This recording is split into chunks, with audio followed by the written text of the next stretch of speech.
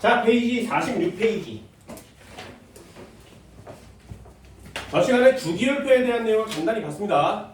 네모 박스가 쫙 쳐져 있는데 노란색으로 표시되어 있는 부분은 금속이라고 그랬고요. 초록색처럼 연두색처럼 표시되어 있는 부분은 비금속이라고 말씀드렸고요. 그리고 파란색으로 몇 개 있는 거, 이거 중금속이라고 합니다. 그래서 금속, 비금속 이런 것들의 특징들도 다 정해져 있는 거고요. 특히 융으로 끝나면 금속이에요. 이런 단어들도 설명을 드렸었어요. 됐나요?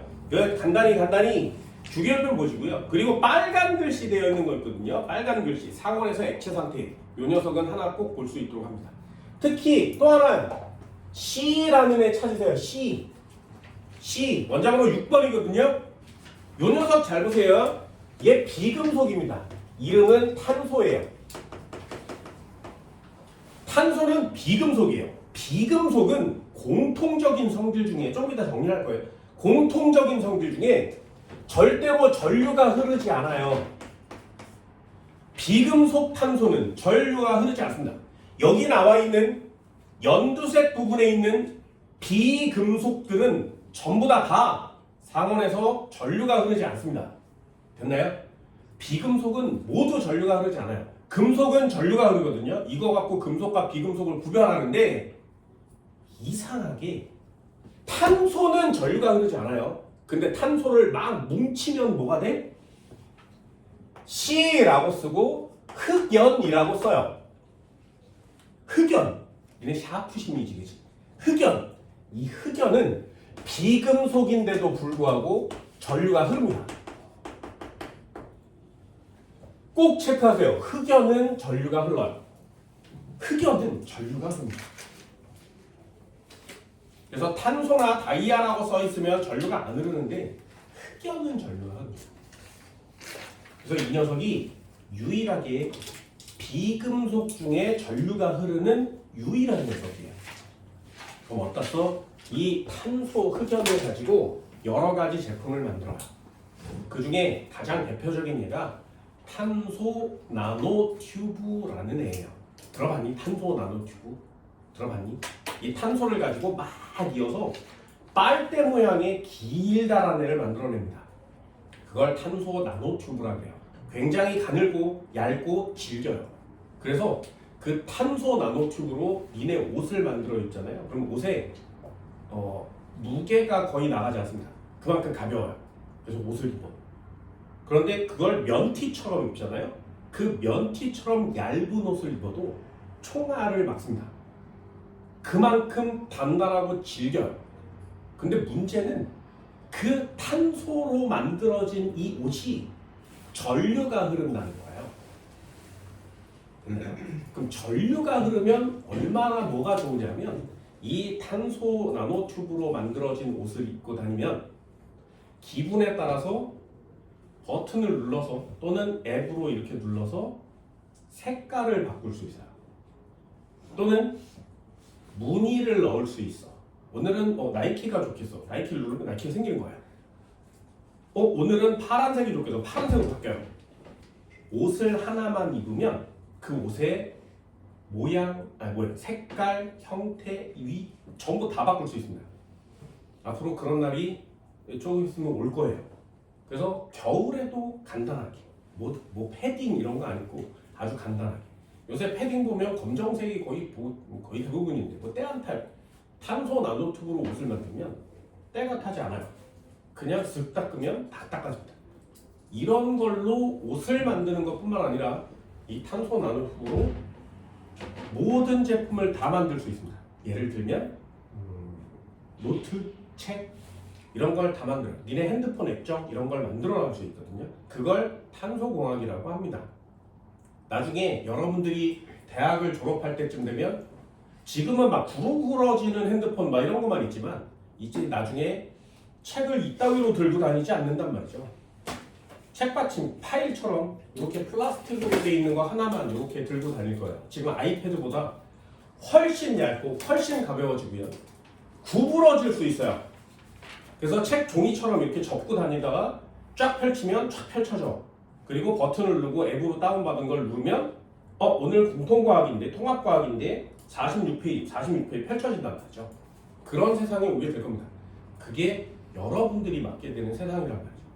지금 뭐 아이패드로 펜으로 막 이루고 있는데 그걸 매우 가볍게 그리고 아무리 휘어져도 부서지지 않게 떨어뜨려도 깨지지 않게 이런 제품을 만들어내는 게 니네들이 나중에 해야 될 일이 되는 거죠. 그래서 추천! 대학 가서 탄소 가지고 노세요.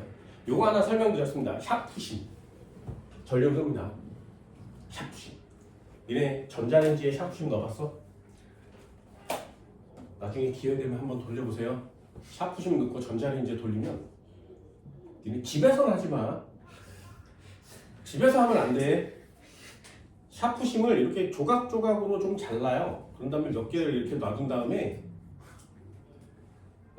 이렇게 쥐고 편의점을 가. 그래서 라면을 사요. 또는 뭐 삼각김밥 같은 걸 사. 그 삼각김밥을 넣는 척하면서 샤프심을 넣어. 그리고 데우는 척하면서 스타트 버튼 누르면 우웅 하고 돌아가죠. 그때 그 안을 이렇게 쳐다보세요. 매우 아름답습니다. 매우 샤프심에서 주황색 색깔이 얼룩덜룩 막 아주 아름다운 모양을 볼 수 있어요. 그럼 계속 쳐다보면 안 돼. 바로 끄셔야 돼요. 와 졸라 우와 끄셔야 돼요. 안 그러면 조금 지나서 번개가 치기 시작하고요. 전자레인지에서 연기가 나기 시작할 때가 있어요. 그때는 이미 늦은 거야. 그러면 라면을 들고 도망 나오시면 돼요. 그 되게 한번 볼 수 있거든요. 샤프심 전류가 흐릅니다. 굉장히 엄청난 녀석 중에 하나예요.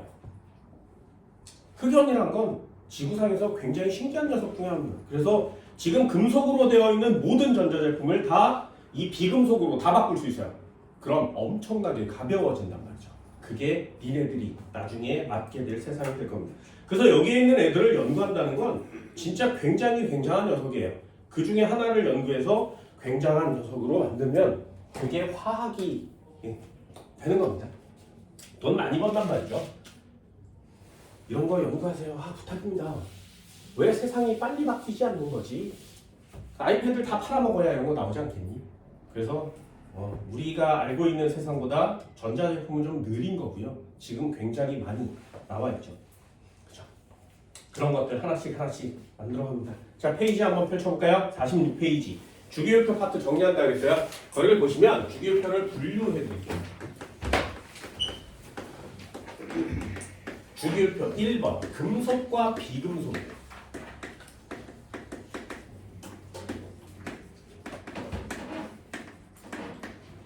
여기다 쓰면 보여요.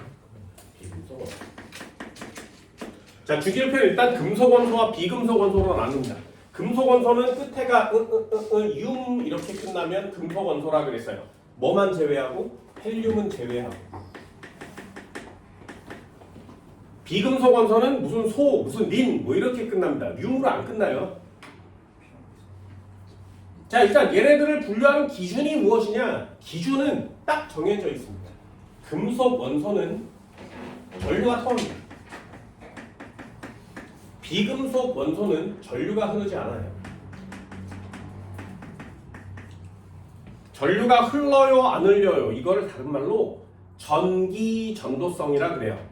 그래서 이걸 그냥 이렇게 쓰지만 과학적 단어로 뭐라고 쓰냐면 전기 전도성이 크다 이렇게 표시합니다. 얘는 전기 전도성이 작다 또는 없다.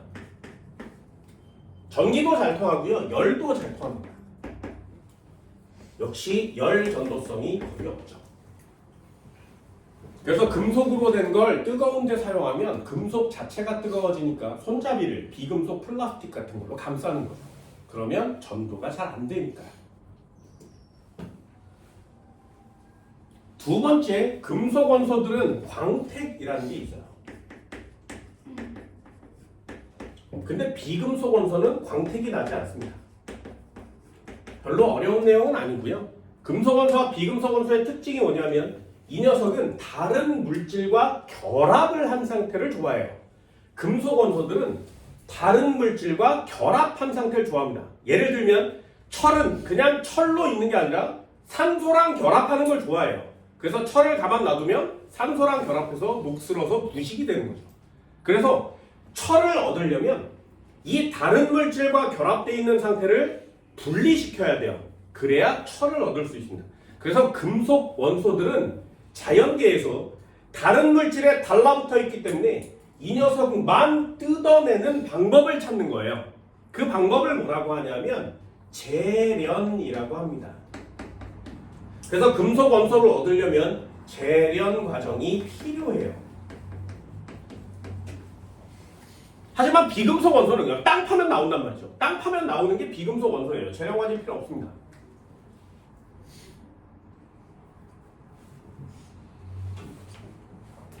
별로 어려운 내용이 없어요. 그냥 간단하게 마지막 하나. 자, 금속 원소는 대부분 다 상온에서 고체 상태입니다. 누구만 빼고? 수은만 빼고. 수은은 액체 상태죠.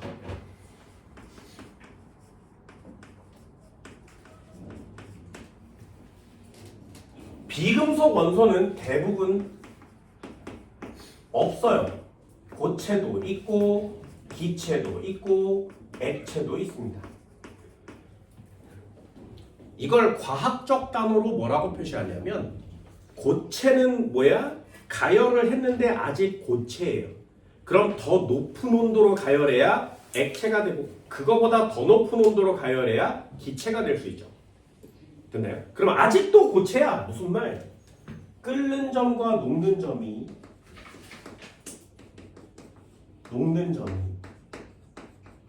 매우 높다 쓰는 겁니다. 금속 원소는 끓는 점과 녹는 점이 높다. 대부분 상온에서 고체 상태입니다.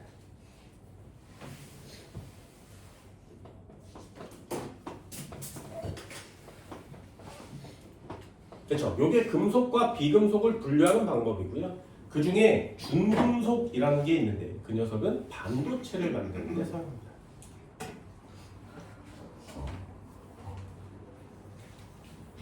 하나만 더 나눠볼까요? 두 번째. 이 녀석은 체크해주세요. 매우 중요한 녀석입니다.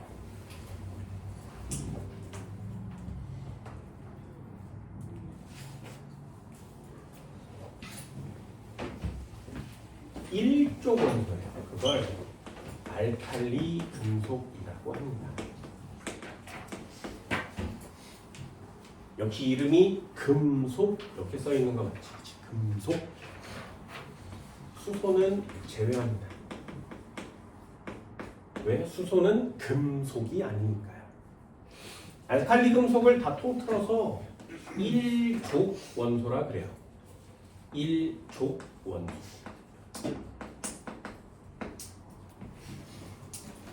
주기율표의 첫 번째 칸에 있는 애들인데 주기율표가 이렇게 있으면 맨 첫 번째에 있는 애를 일족이라고 하는 거예요. 그럼 일족 칸에 있는 애들을 이렇게 보면 여기에 수소가 있고요. 여기 리튬이 있고 여기 나트륨이 있고 칼륨이 있어요. 루비듐, 세슘 뭐 이런 거 있거든요. 요 칸에 있는 애들을 전부 다 알칼리 금속이라고 합니다. 그럼 이 중에 수소는 제외하는 거죠.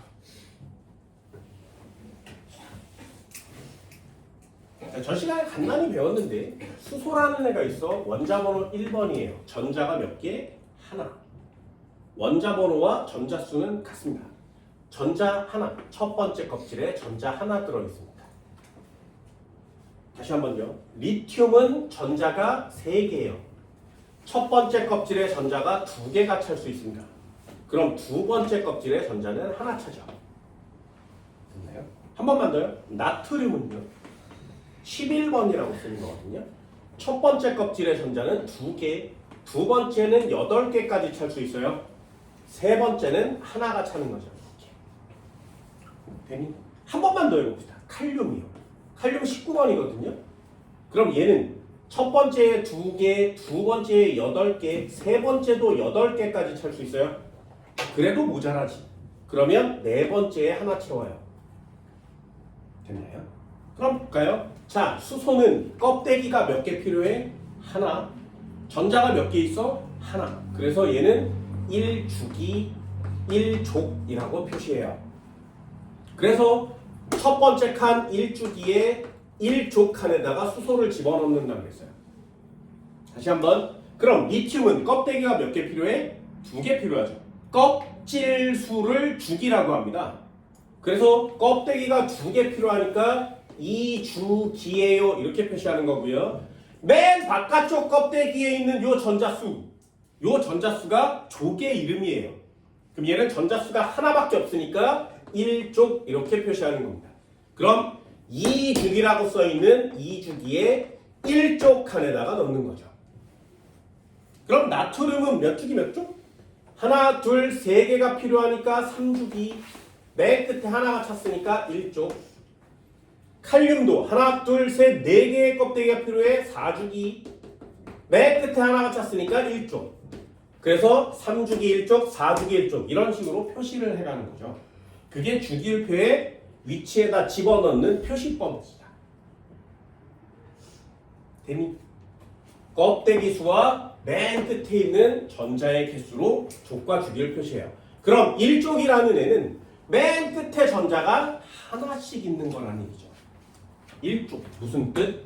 맨 끝에 그 전자 이름을 어려우니까 원자가 전자라고 합니다. 원자가 전자가 한 개 있습니다. 1족 원소들은 맨 끝에 원자가 전자가 한 개 있는 애들이에요.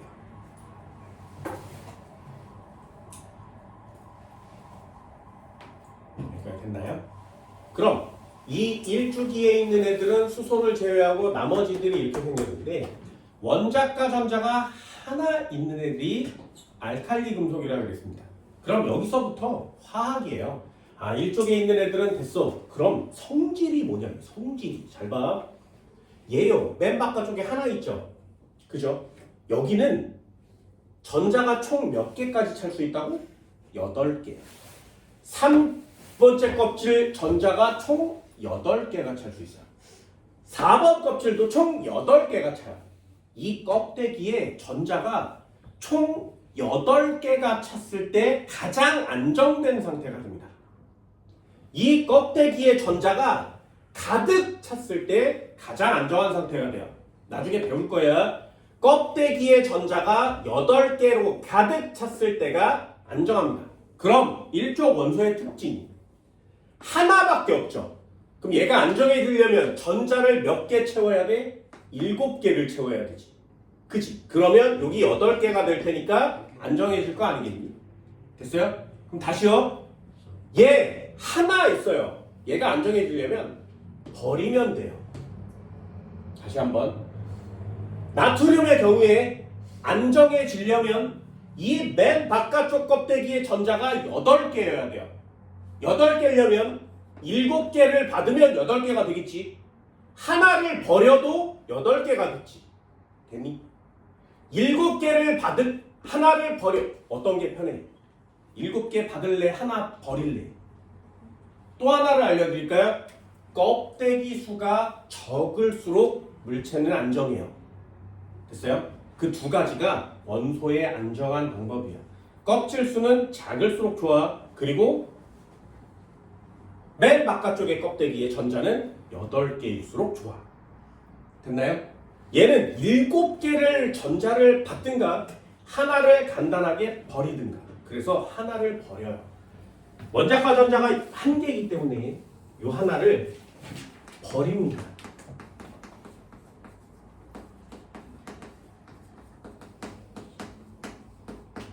그래서 알칼리 금속의 경우에는 전자를 잘 버리는 금속이 돼요.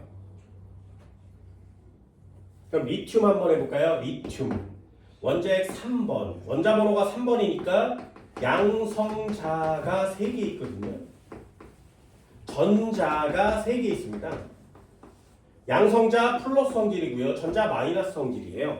그럼 플러스와 마이너스가 똑같이 있어서 원자는 중성이었는데 전자 하나를 버렸으니 두 개가 된 거 맞지? 그럼 플러스 3인데 마이너스 두 개밖에 안 됐으니까 플러스가 강해진단 말이죠. 그걸 여기다 쓰는 거예요. 얘 플러스가 1 강해요. 이렇게 쓰는 겁니다. 그럼 다시 한번 나트륨은 어떻게 써? 11번. 이게 무슨 뜻? 양성자의 개수가 11개, 전자가 몇 개 있다는 얘기야? 11개 있었는데 하나를 어떻게 하면 안정해져? 버리면 안정해지죠. 버리면 안정해져. 전자가 몇 개가 된 거야? 10개가 됐죠. 플러스 11개였는데 마이너스 10개가 됐으니 플러스 하나가 강해요. 이런 뜻이에요. 이걸 우리는 뭐라 그래? 이온이라고 합니다. 이온. 니네 나중에 이온의 가수를 다 외울 거거든요. 여기 차수를 다 외울 거예요. 칼륨의 경우에 플러스가 돼요. 칼슘의 경우에 2 플러스가 돼요. 알루미늄의 경우에 3 플러스가 돼요. 이걸 다 외워요. 시험도 막 봐요. 아니요. 외우지 마세요. 주기율표를 갖고 놀는데요. 1쪽은 전부 다 껍데기에 전자가 하나밖에 없기 때문에 하나를 버려서 플러스 1가가 되는 겁니다. 그래서 여기에 들어있는 애들은 전부 다 플러스 1이 되는 거예요. 나중에. 그럼 두 번째도 한번 해볼까요? 얘는 베릴륨이고요. 얘는 마그네슘이고 얘는 칼슘이에요. 그럼 얘는 2족이에요. 마그네슘 한번 해볼까? 마그네슘은 12번이야. 첫 번째 2개, 두 번째 8개, 세 번째 2개 같아요. 얘는 끝에가 2개지, 그지? 됐어? 그럼 6개 받을래? 2개 버릴래? 2개 버린단 말이죠. 그 2개 버리고 안정해지니까 얘는 플러스 2요. 이렇게 표시하는 거예요. 그래서 주기율표를 갖고 놀면 이온 이름을 외우지 않아도 여기에 뭐가 들어가는지 전부 다 잘 알 수 있습니다. 그거 한 번쯤 볼 수 있게 정리해 드릴 겁니다. 그래서 결국에 전자 하나를 버리면 뭐가 강해져? 플러스 1 강해진다. 그것을 1가라 그래요. 플러스 1가 양이온이 되는 겁니다. 그러니 리튬 이온이 되면 어떻게 돼? 리튬 플러스 1. 나트륨 이온이 되면 어떻게 돼? 나트륨 플러스 1. 칼륨 이온이 되면 어떻게 된다고? 칼륨 플러스 1. 이렇게 써요. 그럼 여기 걸 따로 외우지 않아도 그냥 아 얘네 1족이구나. 그럼 플러스 1이 되는구나. 이렇게 하는 거예요. 됐나요? 한 번만 더 볼까요? 리튬, 나트륨, 칼륨, 루비듐, 세슘 뭐 이렇게 생겼습니다. 이게 1쪽의 알칼리 금속이라는 애들이에요.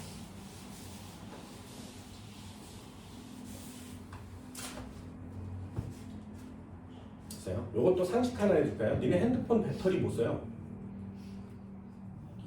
오! 왜요? 자, 우리 왜요를 항상 한다 했어요. 핸드폰 배터리는 리튬 배터리예요. 리튬 배터리를 쓰는 이유가 뭐냐면 배터리를 쓰려면 반드시 금속이 있어야 돼요. 반드시 금속이 있어야 돼요. 니네 건전지 금속 맞지? 반드시 금속이 있어야 돼요. 그게 건전지의 원리거든요. 그럼 핸드폰을 들고 다녀야 되는데 무거우면 어떻게 돼? 안 되지. 그래서 리튬을 쓰는 거예요. 왜요? 수소, 헬륨 다음에 바로 리튬이죠. 우주에서 가장 가벼운 금속이 리튬이에요. 그래서 가장 가벼운 애로 핸드폰 배터리를 만드는 겁니다. 그럼 배터리는 더 이상 경량화가 안 돼요? 네. 지금 현재 상태로는.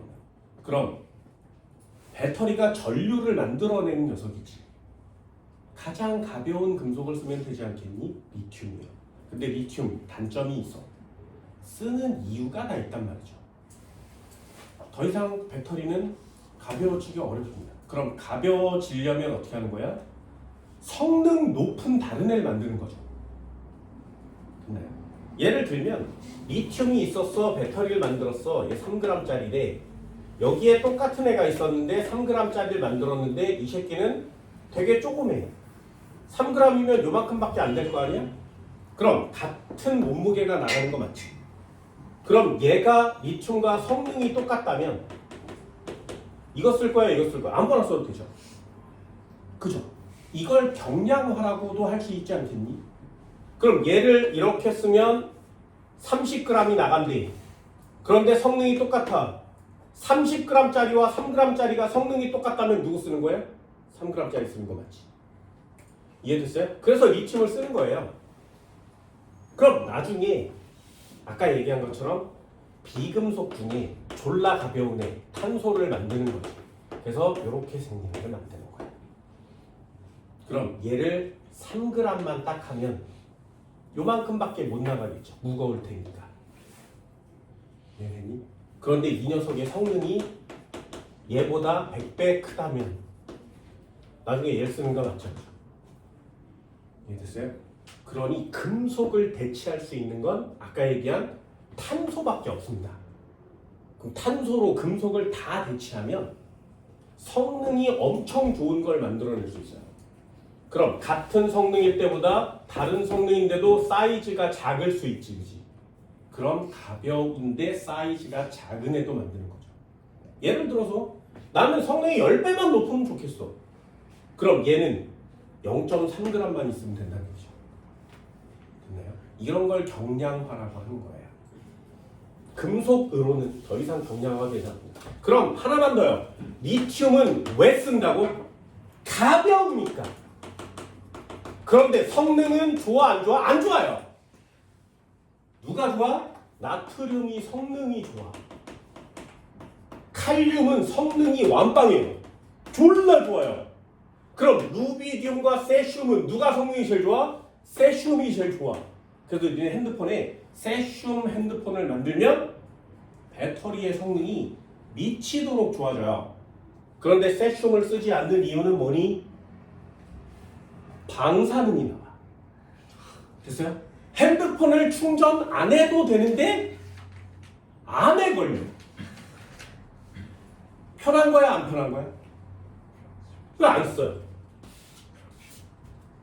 됐니? 그럼 칼륨 쓰면 되잖아. 성능 좋잖아요. 칼륨은 왜 안 써? 터져. 폭발합니다. 그래서 칼륨을 쓰면 폭발해요. 얘네 핸드폰 충전 안 해도 되는데 폭발해. 그럼 여보세요 할 수 있어? 전화 올 때마다 막 우들 떨 거 아니야. 야 이거 언제 터질지 모르는데 여보세요 했다 터지면 어떡해? 큰일 나는 거죠. 그래서 성능은 좀 작지만 가볍고 안정적인 녀석이어서 지금 리튬 이온 배터리를 쓰는 겁니다. 그럼 나중에 니네들이 칼륨을 사용하는데 안 터지는 애를 만들면 되게 효과적인 거죠. 근데 왜 지금 리튬 이온 배터리를 쓰니? 폭발을 막을 수가 없어요. 됐나요? 그럼 성능은 누가 제일 좋은 거라고? 아래로 내려갈수록 좋죠. 그걸 과학적 단어로 뭐라고 하냐면 반응성이라고 해요. 반응성은 이쪽으로 갈수록 커집니다.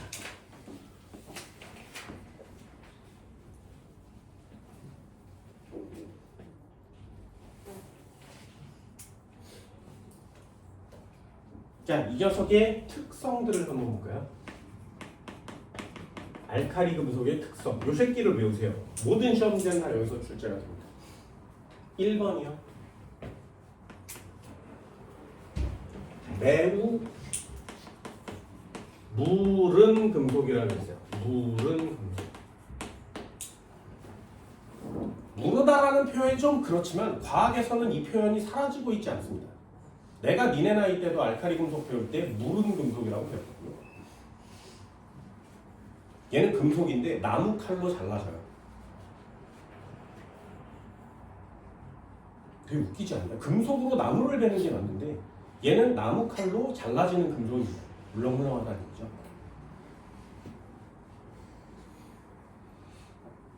두 번째, 매우 가볍습니다.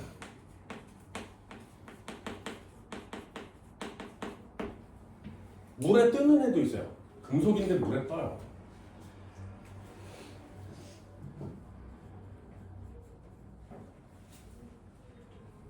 세 번째, 자르면 광택이 금방 사라집니다. 요 이게 일반적인 내용이야. 반짝반짝 거려야 되는데 금속이 얘는 금속의 광택이 금방 없어져요. 그래서 자르면 반짝반짝한 단면이 나타나요. 근데 가만 놔두면 금방 사라집니다. 광택이. 요걸 한국말로 표시했잖아요. 자르면 광택이 사라져요.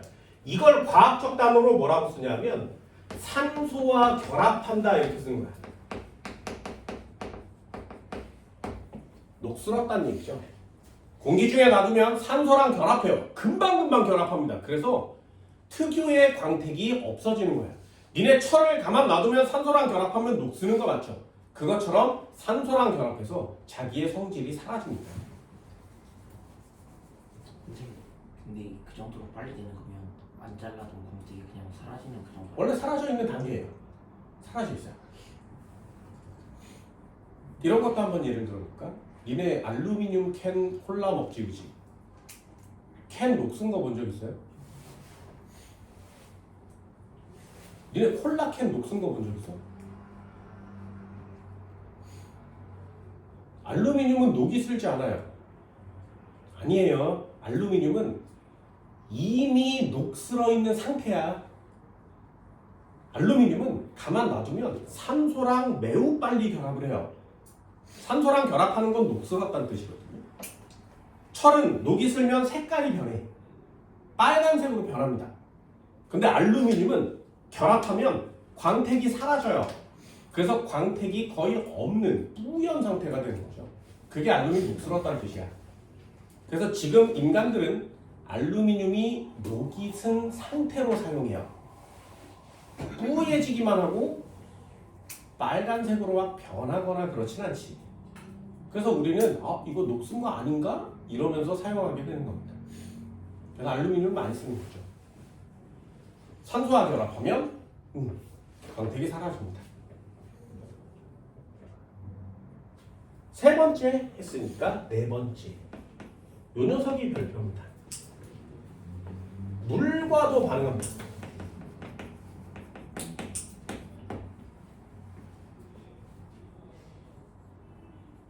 물과 반응하면 중요합니다. 이게 화학이에요. 물과 반응하면 수소기체가 발생해요. 수소기체 발생하면 어떻게 돼? 저 녀석도 폭발하죠. 저 수소기체가 발생하기 때문에 폭발하는 거예요. 그럼 이 중에 반응성이 누가 제일 커? 이쪽으로 갈수록 커지지. 그 칼륨을 쓰면 좋은데 칼륨으로 배터리를 만들면 배터리를 이렇게 통하는 동안에 이 속에서 물이 발생할 때 물과 물이 반응해서 수소기체가 막 발생해서 배터리가 점점 커져요. 얘네 틱톡 이런 거 보면 배터리 폭발 사고가 일어나기 전에 배터리가 점점 배가 뚱뚱해질 때가 있거든요. 그게 저것 때문이에요. 수소기체가 조금씩 쌓여서 점점 뚱뚱해지는 겁니다. 뚱뚱해지면 버려야 되는 거 맞지? 근데 그걸 모르고 이렇게 전하다가 열이 온다고요. 통하다가 온도가 좀 높아지면 그 수소가 폭발하는 거예요. 그래서 배터리 폭발 사고가 일어나는 거죠. 그럼 폭발 사고가 일어나는 애가 이쪽으로 갈수록 많이 일어나니까 제일 안정한 거 쓰는 거 맞지, 그지? 그래서 지금 리튬 이온을 쓰고 있는 겁니다. 하나만 더요. 중요하다 그랬어. 물과 반응하면 수소기체가 나오고요. 나머지 용액은 염기성이 됩니다.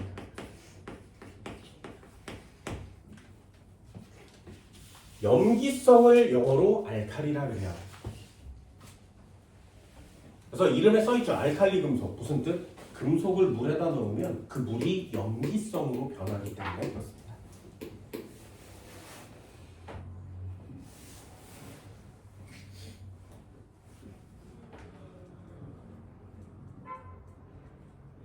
얘네 알칼리란 말 안 들어봤니? 알칼리 들어봤어요? 안 들어봤어요? 안 들어봤어? 얘네 자주 먹잖아요, 알칼리.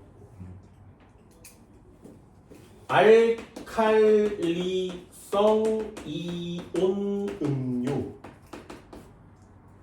얘를 우리는 포카리스웨트 게로레이 파워에이드라고 얘기합니다. 걔를 알칼리성 이온 음료라 그래요.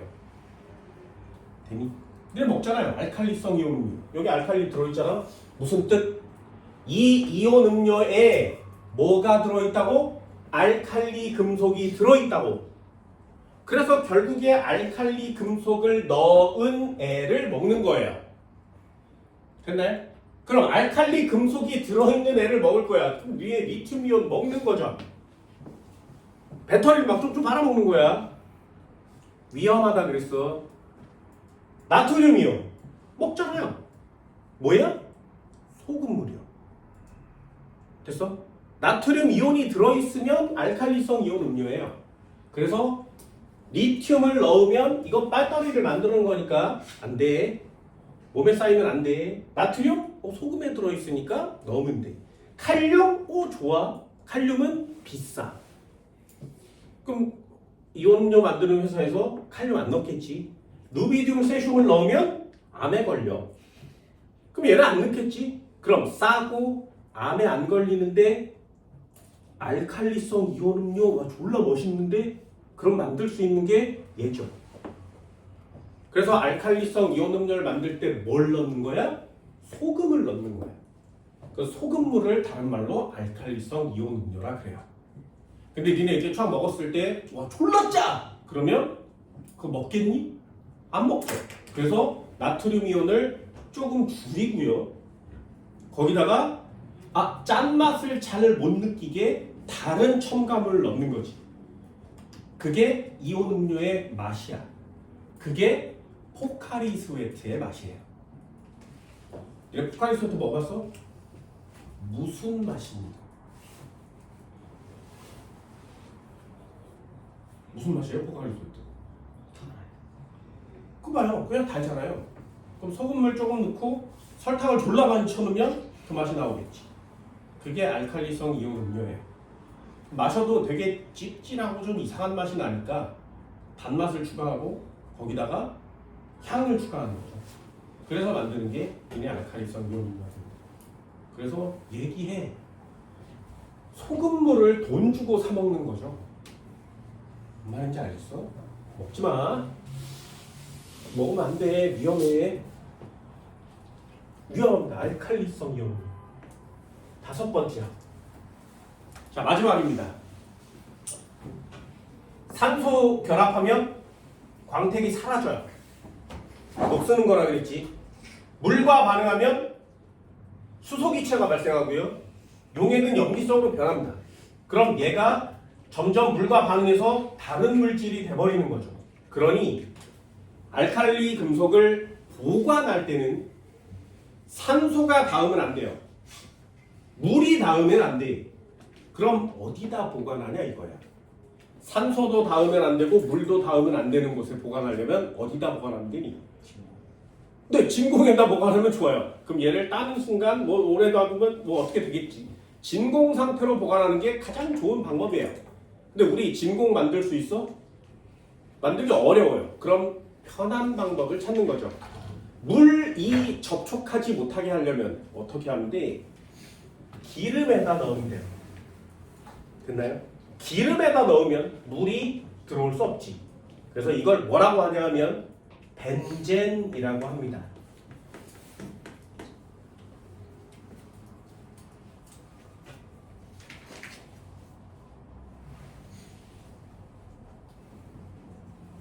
또는 석유라 그래요. 이런 데다 넣어서 보관하는 거예요. 벤젠이나 석유, 기름 같은 녀석들을 다 통틀어서 유기용매라고 합니다. 좀 어려운 단어죠.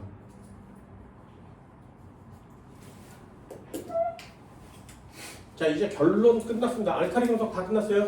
이렇게 해서 금속이 있었는데 반짝반짝 빛나는 은백색이었는데 짠! 하고 놔두면 산소랑 결합해서 광택이 없어져요. 얘는 나무 칼로 쉽게 도려낼 수 있습니다. 물은 금속이고요. 물보다 가볍습니다. 그래서 가벼운 금속이에요. 됐지? 물과 반응하면 수소기체가 막 발생해요. 그래서 알칼리 금속 중에 칼륨이라는 애가 있는데 칼륨을 여기다가 휙 넣으면 금속인데도 불구하고 가라앉지 않아요. 그래서 여기 둥둥둥 떠 있습니다. 그럼 물과 반응했으니까 여기서 수소기체가 막 발생하겠지. 그럼 여기에 수소기체가 발열해서 폭발하게 되는 겁니다. 위험하겠죠. 염기성 용액으로 바뀌는 거예요. 그러니 이 녀석을 보관할 때는 석유 같은 벤젠 같은 녀석 속에다가 넣어놓는 거예요. 됐나요? 그럼 마지막 하나라 그랬어요. 계속 마지막. 얘 은백색의 알칼리 금속입니다. 자, 질문이요. 알칼리 금속은 색깔이 다 똑같거든요. 그럼 얘를 딱 보고 이거 리튬인지 나트륨인지 칼륨인지 어떻게 알아? 그 구별법이 화학에선 가장 중요합니다. 똑같은 색깔이니까 넣어봐. 조금 폭발하면 리튬, 많이 폭발하면 칼륨. 아이씨 칼륨이었네. 다 폭발해버렸어. 아 칼륨이었는데 그거 썼어야 되는데. 야 이거 이상하지. 무슨 바보야? 그러니 얘를 보고 누군지를 알아야 되는 게 되게 중요한 거란 말이죠. 그래서 하는 게 뭐야? 외우는 거 있잖아요. 구별법입니다. 알칼리 금속의 구별법은 불꽃색을 보는 거예요. 알칼리 금속의 구별법은 불꽃색입니다. 리튬 무슨 색? 튬 끝난 빨간색이에요. 빨간색입니다. 노란색 나트륨이고요. 칼륨 보라색. 맞나요? 루비듐 튬 끝난 빨간색. 얘는 빨간색이에요. 세슘 이 새끼 멋있습니다. 파란색이에요.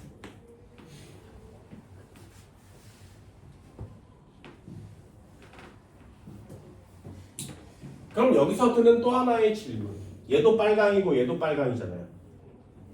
그럼 누가 리튬이고 누가 루비듐이야?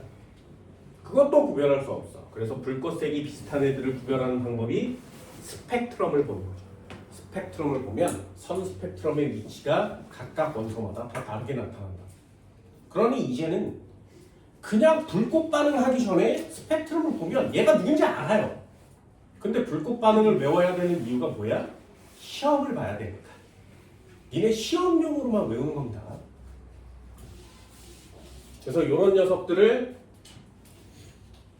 이렇게 동그란 데다 집어넣고 하늘로 올려서 폭발시키면 터질 때 색깔이 나타나죠. 그게 저 녀석이에요. 불꽃놀이 할 때 나타나는 색깔. 그래서 니네 한강에 불꽃축제라고 가봤니? 가봤어요? 거기서 불꽃축제 하는 거 보면 니네들도 많이 보세요. 색깔이 그렇게 많진 않아요. 뭐 초록색, 빨간색, 파란색, 노란색 뭐 이렇거든요. 다 저런 것 때문에 그렇습니다. 불꽃색의 색깔이 다양하지 않습니다. 되니? 알칼리 금속 굉장히 중요합니다. 모르면 죽는 거예요. 3번이요. 이적기도 한번 해볼까요? 얘를 뭐라고 하냐면 할로젠 원소라 그래요.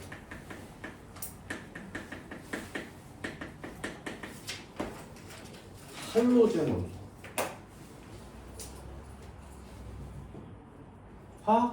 일반적으로는 할로겐이라고 합니다. 할로겐. 예전에는 할로겐이라고 배웠는데 이거 일본식 발음이에요. 그래서 할로젠 원소라고 바뀌었습니다. 근데 아직 사회에서는 할로겐이라는 단어를 계속 쓰고 있어요. 할로젠 있어요. 얘도 쟤처럼 정리를 똑같이 해보면 얘는 17쪽 원소예요. 17쪽 원소는 원자과 전자가 몇 개니? 맨 바깥쪽에 원자과 전자가 총 7개입니다. 7개.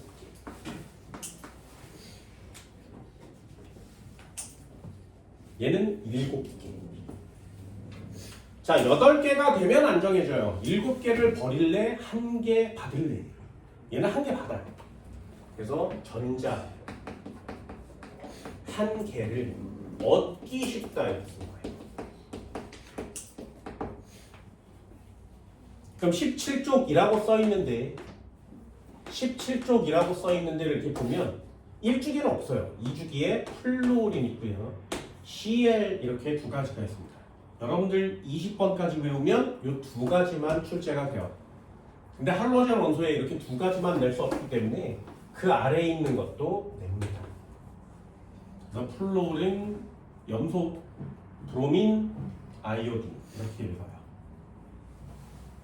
그럼 플로린 한번 해볼까요? 얘는 원자번호가 9번이니까 첫 번째 2개, 두 번째에 7개가 차 있어요. 2주기 17쪽.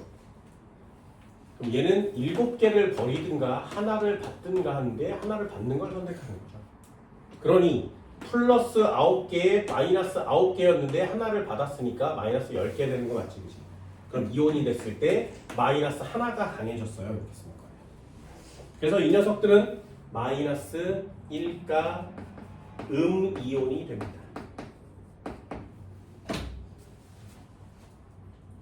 CL은 2-니 안 된다고요. 마이너스. 그럼 BR은 어떻게 써? 2-니 안 된다고요. 마이너스 이렇게 쓰는 거죠. 아이오딘도 마이너스 이렇게 쓰게 돼요. 얘도 마찬가지. 플로린, CL, BR, I.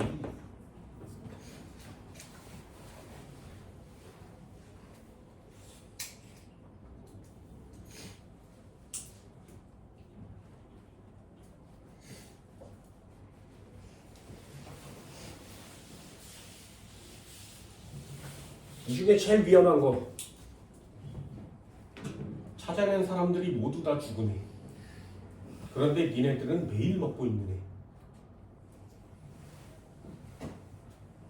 그래서 곧 암에 걸려 뒤지래.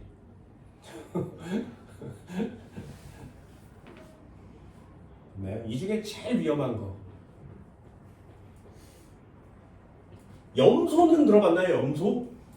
염소? 염소 어디다 써요? 수돗물 소독할 때 써요. 염소. 네, 사람 죽일 때 써요. 염소. 어디다 썼어? 되게 금방 되게 싼 가격으로 얻을 수 있거든요. 염소. 그래서 유럽은 염소를 쓰지 않아요. 우리나라 염소 씁니다. 그래서 우리나라 수돗물을 먹으면 안 돼 라고 얘기하면 걸릴래나 많이 처먹어. CL 염소요. 매우 위험해요. 맡으면 그냥 죽습니다. 어디다 썼냐면 값싼 염소로 많은 사람을 죽여야 했을 때 썼어요. 싼 가격으로 많은 사람 죽이려면 염소를 쓰는 게 좋구나라는 걸 알게 된 후 사람을 대량으로 다 죽일 수 있는 장소에다 씁니다.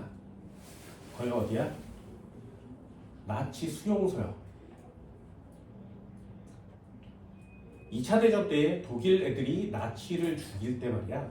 기차에다 태워서 니네 유태인 마을을 만들어 놨으니 딴 데서 살지 말고 여기서 살아. 그래서 유태인 마을을 지어줬어요. 그래서 사람들이 그것도 모르고 기차를 타고 이제 가는 거지. 가족들.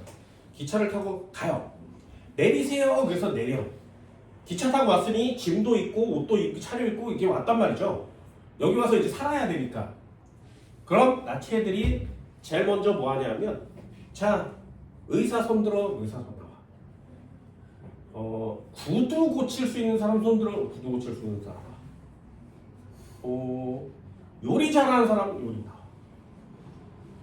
너는 무슨 특징이 뭐 잘하니? 저는 자전거를 잘 고치는데. 필요 없어. 꺼져. 너는 뭐 잘해? 저는 떡볶이를 잘 만든다. 아니야, 필요 없어. 꺼져.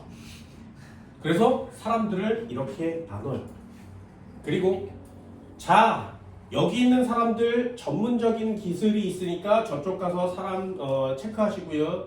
나머지 사람들은 저를 따라오세요. 그래서 따라가요.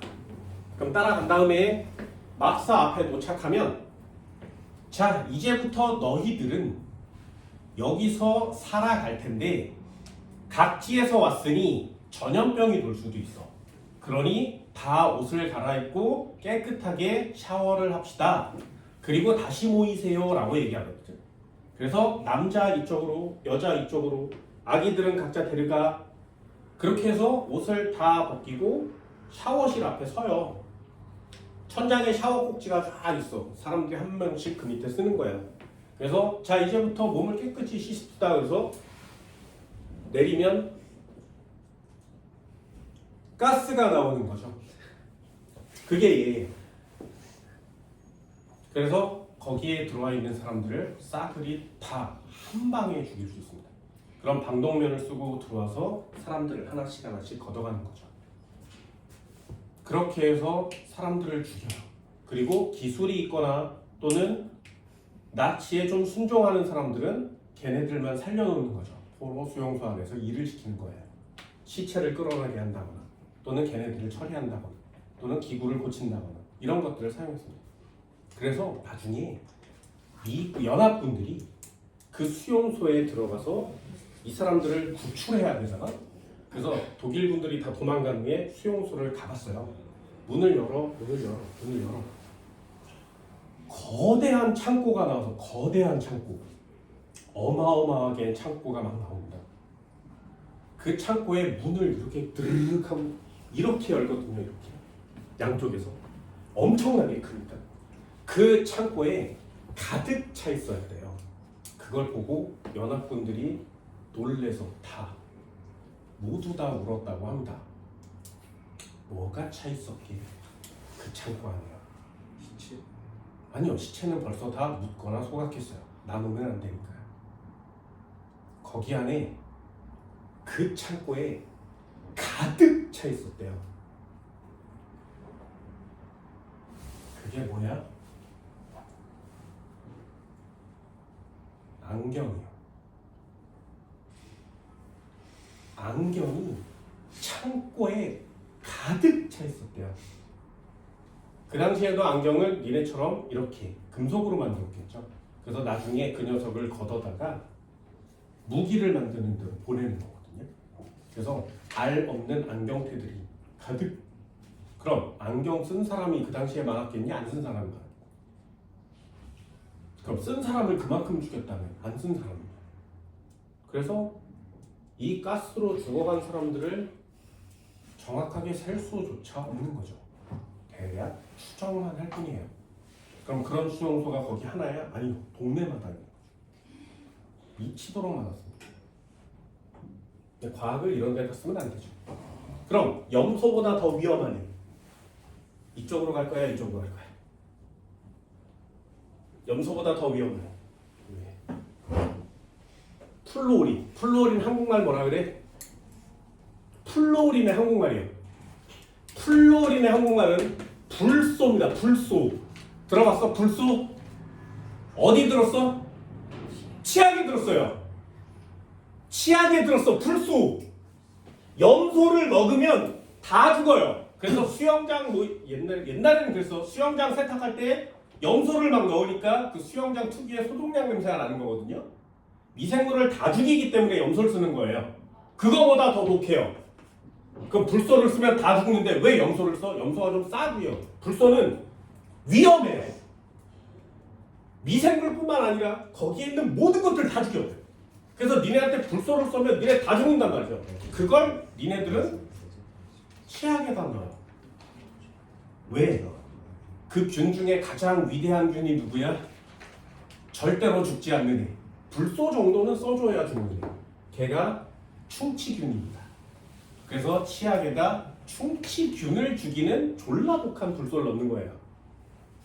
근데 불소 없으면, 치약에 불소가 없으면 충치균이 잘 죽지 않습니다. 그래서 오늘 집에 가서 니네 집에서 쓰는 치약을 다 치약 뒤에 써 있어요. 불소 몇 미리 함유 이렇게 써 있어.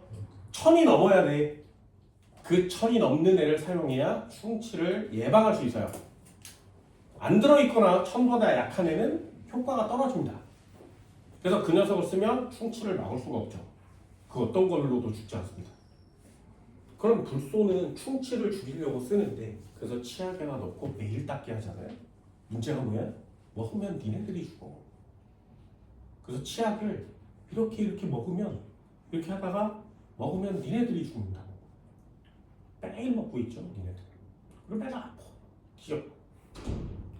되게 안쓰러운 겁니다.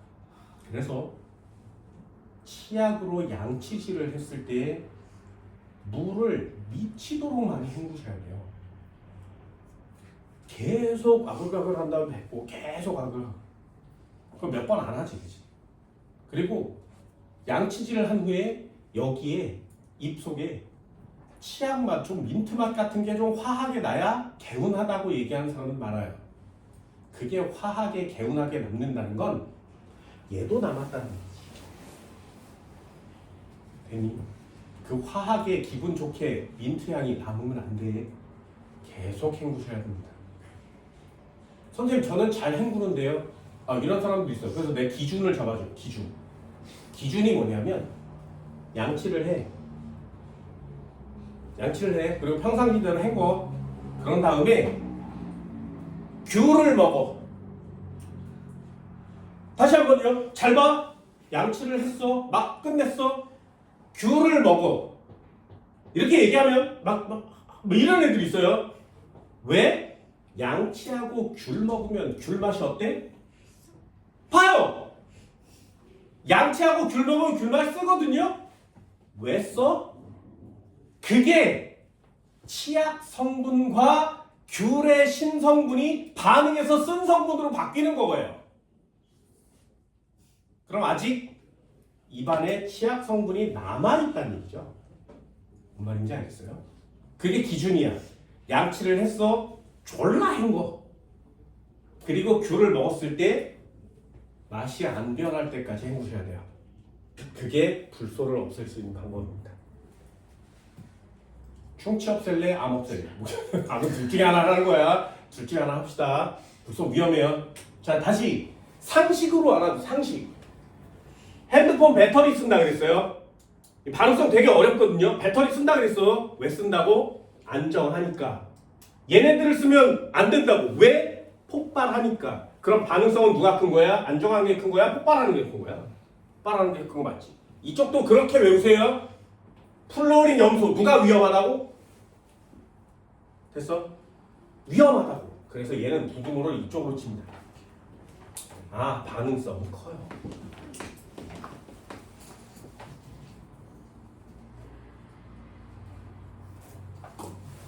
할로젠 원소의 특성도 한번 볼까요? 이 두 가지 샷을 비교하셔야 돼요. 1번. 공기 중에서 이 원자 분자를 형성합니다.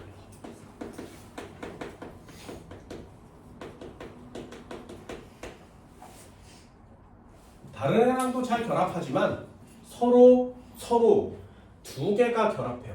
플로린 2, Cl2, Br2, I2 이 상태가 돼요. 이 상태가 되면 색깔도 나타나고요. 상태도 변합니다. 얘 기체 상태입니다. 얘 기체 상태입니다. 브로민 했죠? 상온에서 무슨 상태? 액체 상태예요. 아이오다인은 상온에서 고체입니다.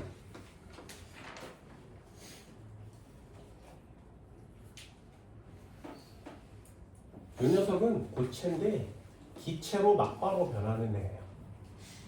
상식, 고체가 기체되는 현상을 무엇이라고 할까요? 상식, 고체가 기체되는 거. 네. 뭐라고? 네, 승화성 물질. 액체 상태를 거치지 않습니다.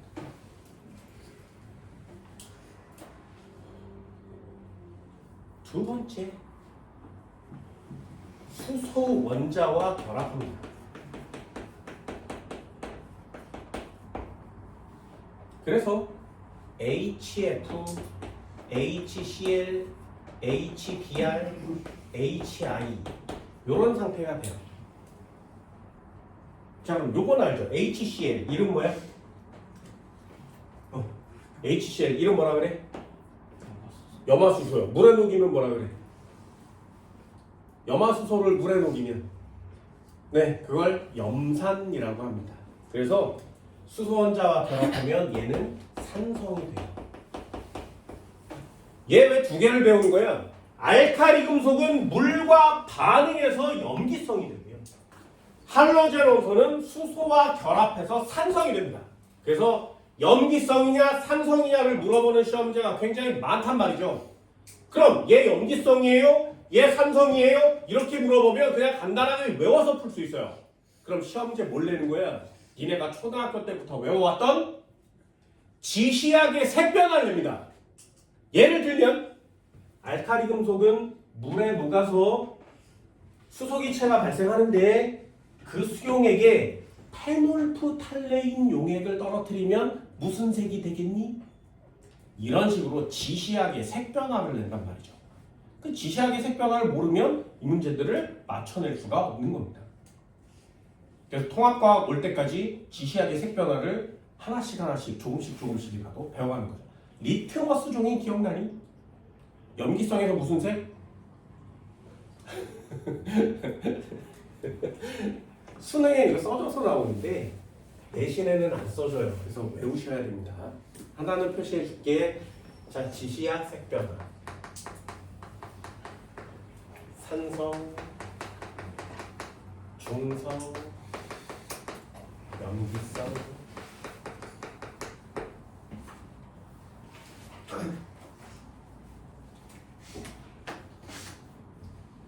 가장 대표적인 거 리트머스 있잖아요. 리트머스. 산성에서 무슨 색? 빨간색.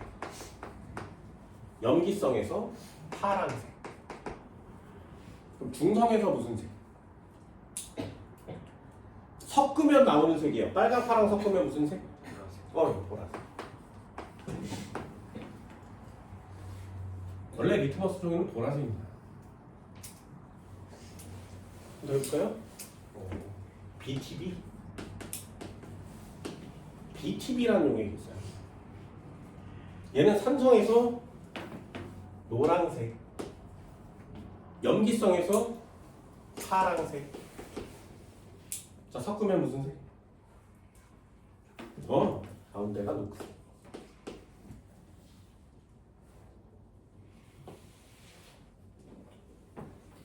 시험에 많이 나오는 거야. 페놀프탈레인.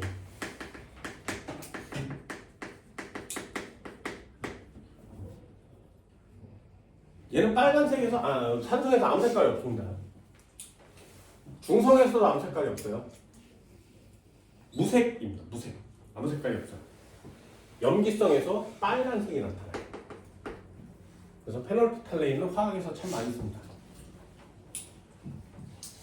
메틸 오렌지 이런 것도 있고요. 되게 지시하는 많은데 이 세 가지는 그냥 상식으로 배웁니다.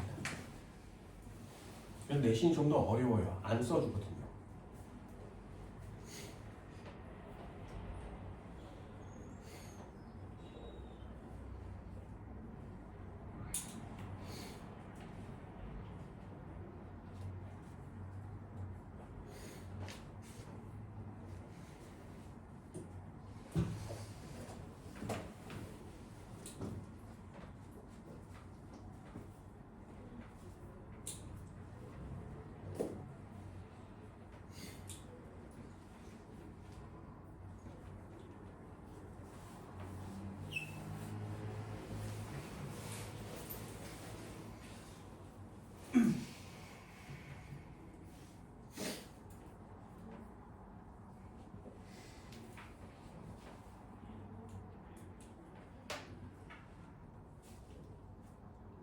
되셨나요? 이 정도 할 수 있겠어요?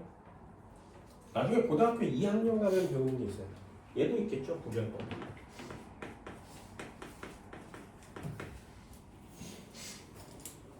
이 녀석 구별법은 간단합니다. 색깔을 보시면 돼요.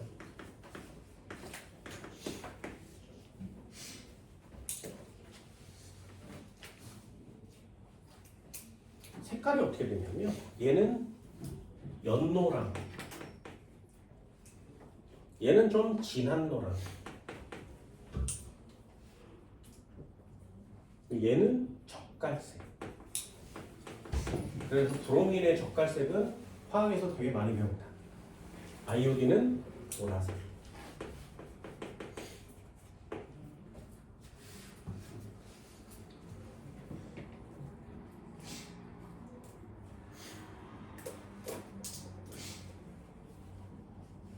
알칼리와 할로젠은 화학에서 뿐만 아니라 일상생활에서도 굉장히 많이 써요. 그래서 일상생활에서 아주 많이 쓰는 것들 니네들도 좀 배워주셨으면 좋겠죠. 근데 양호실 같은 데 가본 적 있어요?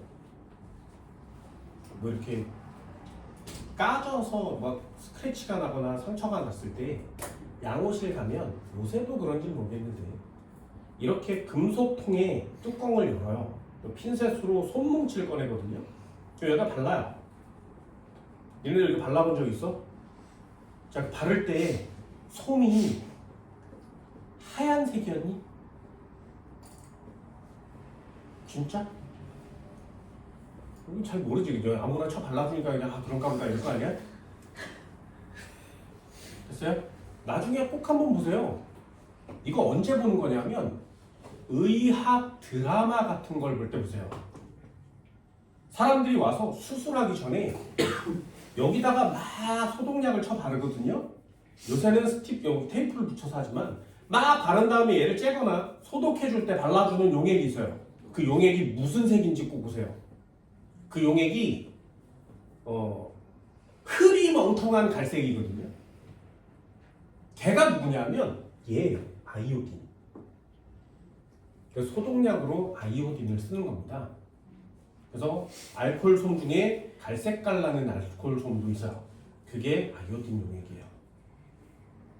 아이오딘 고체를 물에 녹여서 그걸 소독약으로 씁니다. 얘를 소독약으로 써요. 그럼 얘를 소독약으로 쓰면 얘는 죽었다 이거지. 그럼 얘는 다 뒤져요. 얘는 끝장나는 거죠. 그래서 몸에 좀 덜 해롭고 균만 죽일 수 있는 아이오딘 이 녀석을 사용합니다. 플로리를 쓰면 위험하겠죠, 그죠? 우리 일상생활에 많이 쓰잖아요.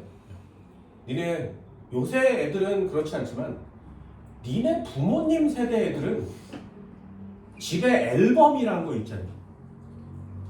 앨범 없어요? 부모님들 어린 시절 사진 있고 막 이런 거. 그래서 이렇게 넘기면 사진이 이렇게 안에 들어있잖아요. 그 사진이 이렇게 생긴 종이 껍데기 속에 하나씩 들어있거든요. 니네 그 사진이 왜 그렇게 보관되는지 알아? 아무도 잘 모르지.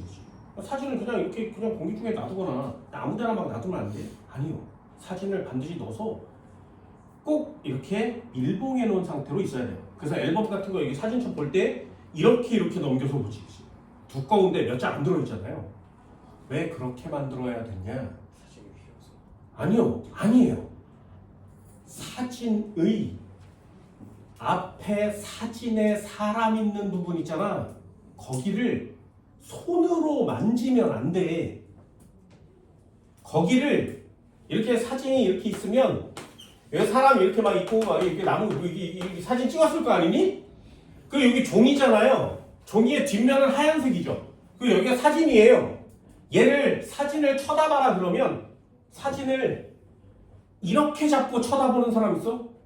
어이씨 졸라 잘 나왔는데? 이런 사람이 없단 말이죠.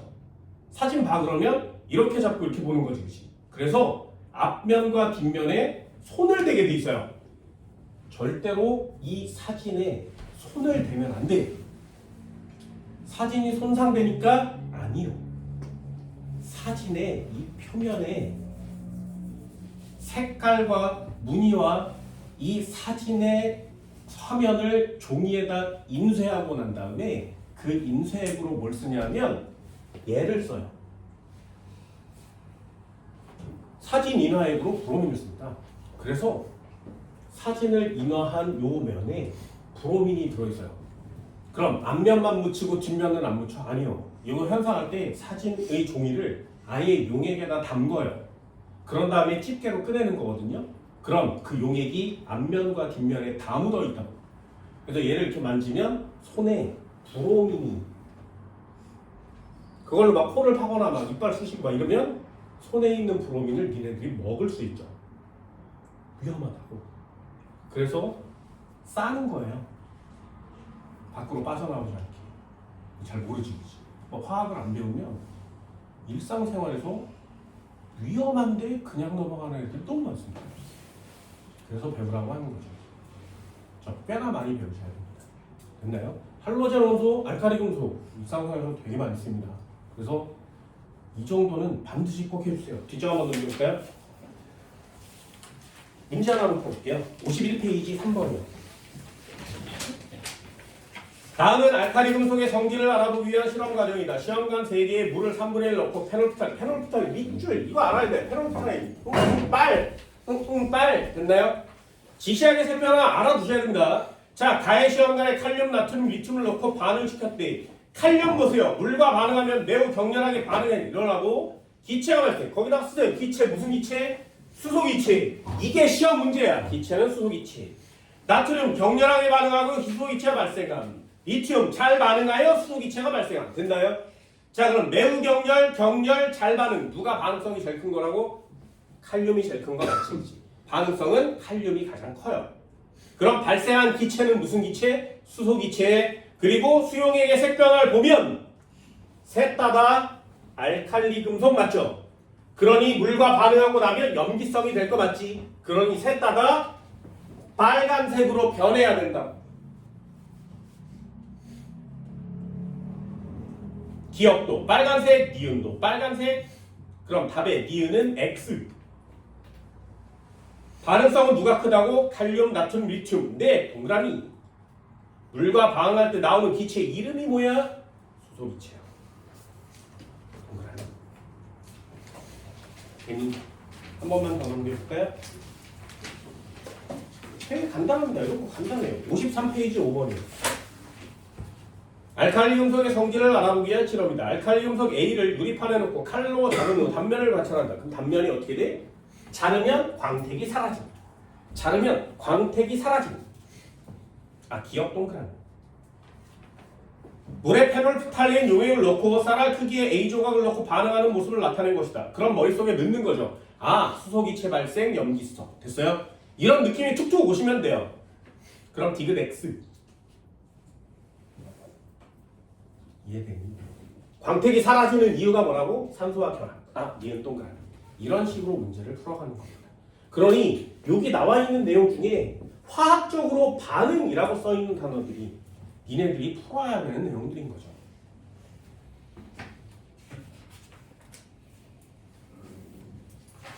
됐나요? 7번 한번 풀어볼까요? 할로젠도 한번 해봐야 되잖아요. 다음 원소들의 공통점으로 옳지 않은 것은 그럼 플로린, 염소, 브로민. 아, 보면 얘는 할로젠이구나. 비금속이니 네, 17쪽이니 네. 두 개의 원자가 결합한 상태로 존재한 두 개의 원자가 결합한 분자. 5글자로 이원자 분자. 됐죠? 아, 동그라미. 수소와 반응하면 산성이. 이거 보세요. 수소와 반응하면 산성이. 여기 써져 있는 내용을 물어보는 거야. 이거 툭툭 물어보는 거야. 그게 시험 문제예요. 반응성이 작아서 다른 원소와 거의 반응하지 않는다. 아니요. 여기도 결합했잖아요. 수소와 결합한다고요. 반응성 크다고. 아, 다른 것들과 결합을 잘 하는구나. 이런 단어들을 쓰시면 됩니다. 됐죠? 주기율표에서 중요한 내용이에요. 알칼리와 할로젠. 되니? 여기까지 할 수 있겠어요? 칠판 지울게요. 잠깐 쉬어요. 자, 페이지 55페이지요. 문제 한번 풀어볼까요? 1번 한번 보세요. 1번. 주기율표가 누군지 알아야 되지, 그치? 일단 누군지 알아야 문제를 풀 수 있지 않겠니? A는 수소가 되고 B는 헬륨인가요? C는 누구니? 2주기 16쪽? 네. D는 누구니? 산소 옆에 플로린. 그럼 E는 누구예요? 플로린 밑에 CL. 자, 박스로 외우는 게 좋지, 그치? 자, 우주를 구성하는 원소 중에 A와 B는 수소와 헬륨의 질량이 몇 대면? 3대1, 1번 동그라미. A와 E는 원자과 전자수가 같아요. 원자과 전자수가 같아요. 됐네? A와 E는 원자과 전자수가 E는 나트륨이네. 하나 더 있네. 그럼 F는 누구예요? 얘가 CL이죠. 얘 1주기 1쪽. 얘는 3주기 1쪽. 그럼 원자과 전자수가 같은 건 맞아요. 됐나요? 그런데 화학적 성질이 비슷하니 이거 X라고요. 왜요? 1쪽 이름이 뭐라 그랬어? 알칼리 금속 중에 뭘 제외했다고? 수소는 제외라고 해요. 됐나요? 뭔 말인지 알겠니? 수소를 제외하고 나머지만 성질이 다 비슷합니다. 그래서 배우는 거예요. 2번 X 정답. 실론에서 D와 F는 두 개의 원자가 결합한 분자. 두 개의 원자가 결합한 분자. 5글자로 뭐라고 쓴다고? 이원자 분자. 이원자 분자. 할로젠 원소의 특징이죠. 이원자 분자. 동그라미. 2가 물과 반응하면 수소기체가 발생한다. 아까 했어요. 나트륨은 알칼리 금속이니까 물과 반응하면 수소기체. 용액은 염기성. 이렇게 알려주셨습니다. 그럼 A2C는 누구니? A2C. H2O죠. 생물체의 몸에 필요합니다. 2번 정답. 2번도 한번 볼까요? 할로젠 원소의 성질이래요. 안 보고도 풀 수 있습니다. 거기 보면 플로리는 뒤에 매우 빠르게 반응함. 염소는 빠르게 반응함, 잘 반응함, 반응함. 누가 제일 반응성이 큰 거야?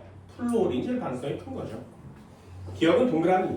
할로젠이 수소와 반응하여 생성된 물질은 물에 녹아 산성이요. 알칼리가 염기성이고요. 할로젠은 산성입니다.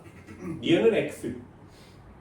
실온에서 액체 상태로 존재하는 거. 액체 우리 별표 좀 배웠어요. 누구만? 브로민만. 브로민은 액체예요. 디귿 X. 그림가는 생명체를 구성하는 원소의 질량비를 나타냈대요. 이거 외우지 못하면 못 맞춘다. 몸에 제일 많은 애는 산소고요. 그 다음 많은 애는 탄소예요. 기억은 산소, 니은은 탄소. 그럼 나는 누구니? 첫 번째 껍질에 2개, 두 번째 껍질에 6개. 전자를 전부 다 세면 8개죠. 그럼 얘는 산소가 되는 겁니다. 그래서 3번을 보면 기억은 산소라고 쓰는 겁니다. 니은은 탄소라고 쓰는 겁니다. 우리 몸에 이 두 가지가 제일 많습니다. 그럼 나는 누구니? 얘는 산소죠. 기억과 니은은 같은 주기의 원소이다. 얘 2주기 16족이고요. 얘는 2주기 14족이죠. 주기가 같죠. 그래서 족과 주기를 잘 외워달라고 했어요. 나는 니은의 배치다. 나는 산소인데요. 기억인데요. 니은은 X. 원자과 전자수. 와 진짜 많이 나오잖아요. 원자과 전자. 원자과 전자수는 이 조개 1자리란 말이죠. 얘는 6개, 얘는 4개. 기억이 많습니다. 디귿 X. 4번도 한번 볼까요? 4번은 생각만큼 어렵진 않아요. 이런 게 내신용 시험지입니다. 리튬, 플로린, 마그네슘, Cl. 좀 써볼게요. 리튬, 플로린, 마그네슘, 염소. 원자 번호를 쓰면 리튬은 3번, 플로린은 9번, 마그네슘은 12번, Cl은 17번. 몇 주기 몇 쪽이니 이렇게 쓸 거거든요. 리튬이요. 2주기 1쪽, 플로린 2주기 17쪽, 마그네슘 3주기 2쪽, Cl 3주기 17쪽. 됐나요? 주기와 족을 외우라고 하는 이유를 알겠지, 그치? 그럼 이 뒤에 있는 숫자가 원자과 전자수거든요.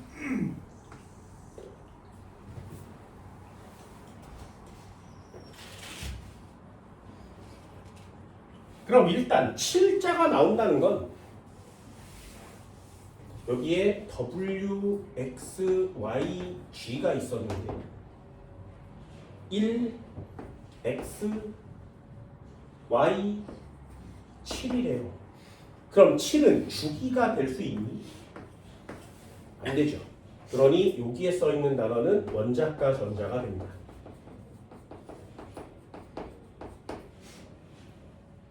그럼 W23, W23 그리고 여기는 스몰 g.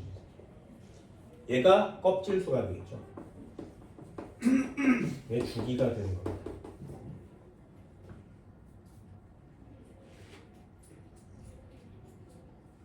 근데 여기 찾으면 되죠. 원자과 전자가 하나이네, 여기 하나이네.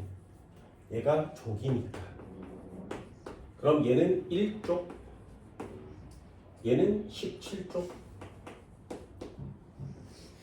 그럼 1족이 얘 하나밖에 없죠. 얘는 2주기가 되겠네. 그럼 얘는 리튬.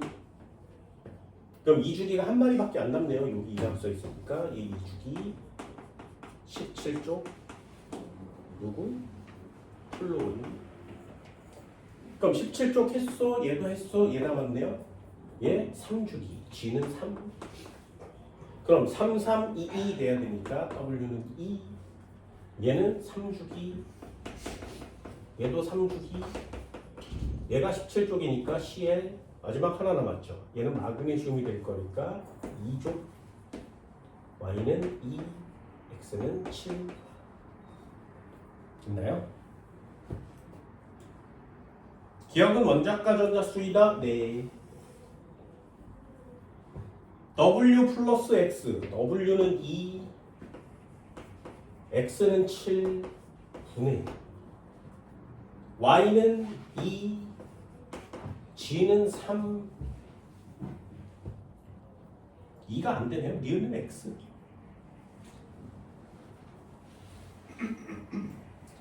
라지 Y와 라지 G는, 라지 Y는 얘고요. 라지 G는 얘죠. 근데 족이 다르죠. 족이 다르면 같은 화학적 성질을 갖지 않습니다. 디귿은 X. 생각보다 되게 쉬워야 돼요. 이런 걸 빨리 하려면 몇 주기 몇 쪽? 이런 걸 되게 빨리 쓰셔야 됩니다. 됐나요? 수헬립에 이런 거 하지 마시고요. 몇 주기 몇 쪽 이렇게 반드시 꼭 한 번쯤은 써보고 외워줄 수 있도록 합시다. 여기 나오는 단어 중에 굉장히 중요한 단어가 있어요. 꼭 한번 써보세요. 써줄게. 자, 주기율표. 요거 잘 외우세요. 1쪽, 2쪽, 13쪽, 14쪽, 15쪽, 16쪽, 17쪽, 18쪽. 주기율표를 이렇게 세로로 하는 겁니다. 세로. 그럼 여기에 수소, 헬륨, 리레웅, 단일산, 후네온.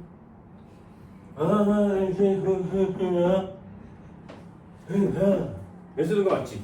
이렇게 20번까지를 이거 박스 치고 외우는 건데, 니네가 화학에서 푸는 건 뭐냐면 몇 주기 몇 쪽이에요, 요런 걸 맞추는 거거든요. 그걸 빨리 하기 위해서 몇 주기 몇 쪽을 적어주는 겁니다. 자, 두 번째, 요 녀석 잘 적으세요. 굉장히 중요합니다. 이 주기율표를 갖고 노는 자가 화학은 이긴다 그랬어요. 그게 화학 과목이거든요. 가장 먼저 적어줄 게 뭐냐면 반드시요, 원자과 전자수를 외우세요. 원자과 전자수 안 보이네. 아 진짜 좀 이 영상을 찍어야 돼서 이쪽 여기다 써줘야겠네. 원자과 전자수를 외운다. 미래 시험 문제를 보듯이 1번에도 원자과 전자라는 단어가 나오고요. 3번, 4번에 원자과 전자수라는 단어가 나옵니다. 이 원자과 전자수는 화학에서 가장 기본이 되는 내용이에요. 원자과 전자수는 가장 바깥쪽 껍데기에 있는 애라 그랬어. 1쪽이니까 맨 바깥쪽에 하나, 2족이면 2개, 13족이면 3개, 14족이면 4개, 15족이면 5개, 16족은 6개, 17족은 7개. 여기까지 됐니? 그래서 예를 들면 플로리는 9번이라 그랬어요. 첫 번째 2개, 두 번째 7개가 차는데 얘가 원자과 전자예요. 됐나요? 그럼 질문이요. 헬륨은 2거든요. 원자과 전자가 몇 개? 됐어? 여기 2개 찬 거 맞지? 수소는 1번이에요. 여기 1개 찬 거 맞지? 그럼 수소는 원자과 전자 하나야. 헬륨은 몇 개? 됐니? 그럼 안 돼. 틀려요. 이 맨 끝에 있는 전자 중에 여기 2개 차 있는 애 맞지, 그지? 그럼 여기는 그 껍데기에 찰 수 있는 전자가 모두 다 차 있는 거죠. 됐니? 여기에 2개가 찰 수 있는데 2개가 다 차 있는 거예요. 이렇게 다 차 있는 애들을 뭐라고 하냐면 그 껍질에 들어갈 수 있는 전자가 가득 다 차네. 그런 애를 뭐라고 하냐면 이 18쪽이라고 합니다. 그래서 화학에서는 알카리 금속을 배우는 것도 중요하고 할로젠 원소를 배우는 것도 중요하지만 화학에서 가장 중요한 애를 골라라 그러면 저 18쪽을 골라요.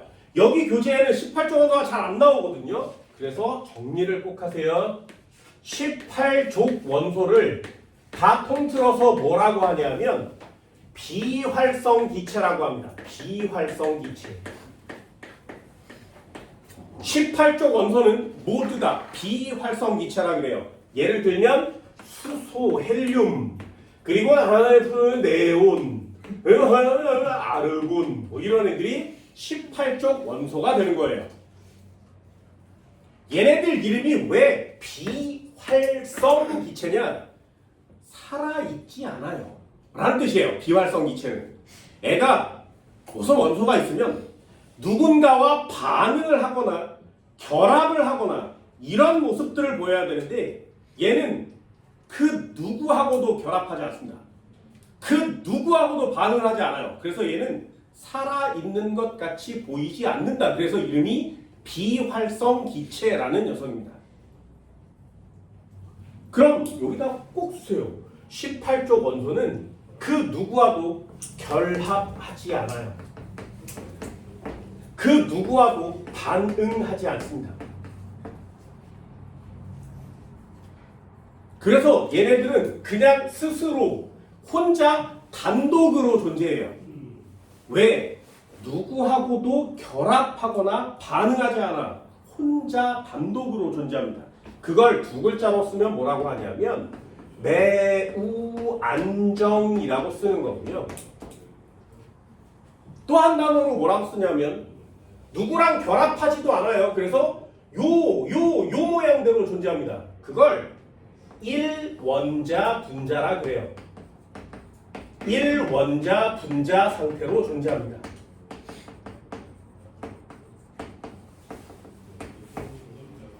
가장 안정하니까. 그럼 한 번만 더 해볼까요? 이 단어 어려워요. 맨 바깥쪽 껍데기에 전자가 있으면 이걸 뭐라고 한다고? 원자과 전자라고 한다 그랬어요. 그런데 원자과 전자는 여기 안에 뜻이 더 있어야 돼. 얘는 두 개의 의미를 갖고 있습니다. 가장 바깥쪽 껍질에 있을 것, 가장 바깥쪽 껍질에 있을 것. 이게 첫 번째 조건이고요. 두 번째 조건은 뭐냐면 반응에 참여할 것. 이게 두 번째 조건이에요. 다시요. 원자과 전자의 개념은 맨 바깥쪽 껍데기에 존재할 것. 두 번째, 반응에 참여할 것. 이게 원자과 전자의 조건이에요. 그럼 1쪽에 알칼리 금속, 수소 이런 애들은 원자과 전자가 맨 바깥쪽에 하나 있는데 얘네들이 반응에 참여한단 말이죠. 그래서 하나, 나머지들 다 똑같아요. 17쪽 플로우린 같은 경우에는 7개가 있는데 이 7개가 모두 다 반응에 참여할 수 있습니다. 그런데 헬륨은 전자가 2개가 차 있는데요. 그럼 첫 번째 조건은 만족됐죠. 맨 바깥쪽 껍데기에 존재하는 전자는 맞아요. 그런데 얘는 이미 매우 안정하다 그랬지. 그러니 전자들이 반응에 참여하지 않습니다. 됐나요? 그럼 얘는 원자과 전자의 조건에 해당하지 않아요. 됐나요? 네온도 한번 해볼까? 네온은 10번이에요. 첫 번째 껍질에 2개 차고 두 번째 껍질에 8개 차요. 여기에 8개가 차면 더 이상 찰 수 없다 그랬지. 됐니? 그럼 얘는 줄 거야 받을 거야 할 수 없어. 그래서 바깥쪽에 있는 건 맞지만 반응에 참여하지 않습니다. 됐니? 그래서 18쪽 원소는 원자과 전자가 몇 개니? 이렇게 물어보면 비활성 기체의 원자과 전자는요 없어요 라고 표시합니다. 왜요? 바깥에 있는 건 맞는데 반응에 참여하진 않아. 그러니 원자과 전자는 0개야 이렇게 표시합니다. 0개입니다. 0개.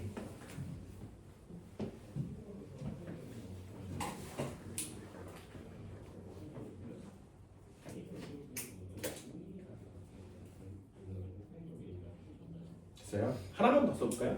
저는 고등학교 2학년들은 이런 거 갖고 노는 것 같아요. 두 번째도 한번 써볼게요. 여기다가 쓰세요. 그걸 전하량이라고 합니다. 요거 외우시면 됩니다. 요거 외우시면 돼요.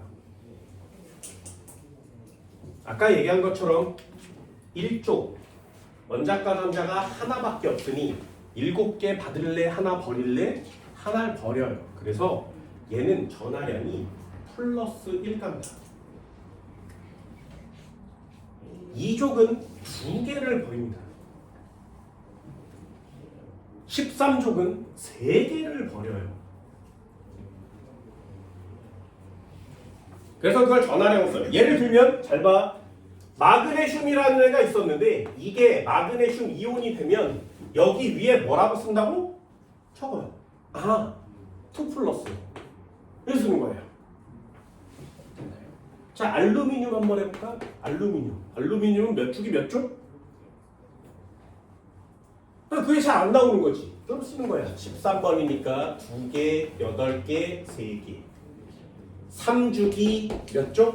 13쪽. 된다요? 그럼 얘는 3개를 가지고 있으니까 5개를 받거나 3개를 버릴 건데 3개를 버리는 게 훨씬 더 유리합니다. 그러니 3 플러스가 되는 거죠. 그래서 알루미늄을 보면 아, 이 녀석은 3 플러스의 전하량을 갖는구나 이렇게 쓰는 거예요. 저거 외우시면 됩니다. 그럼 나머지도 쓸 수 있나요? 질소는 3 마이너스, 산소는 2 마이너스, 플로리는 마이너스 1.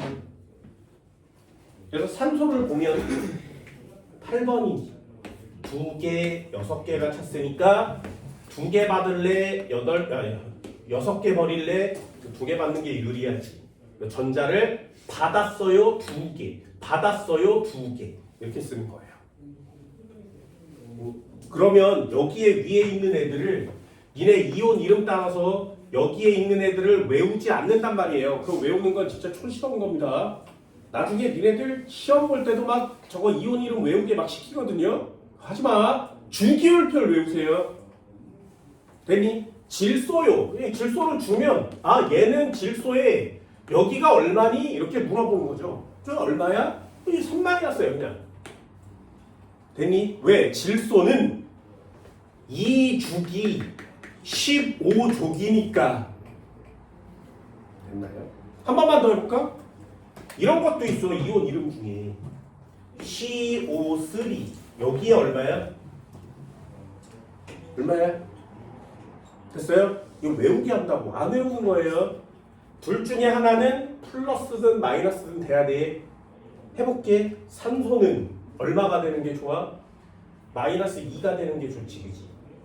그럼 마이너스 2가 됐어요. 마이너스 6이죠. 2, 3, 6이니까. 됐어? 그럼 둘 중에 하나는 플러스여야 돼. 탄소는 몇 쪽? 14족이요. 그럼 얘는 가운데 있죠. 플러스 될 거야? 마이너스 될 거야? 아무거나 될 수 있어. 플러스도 되고요. 마이너스도 되죠. 그럼 얘요.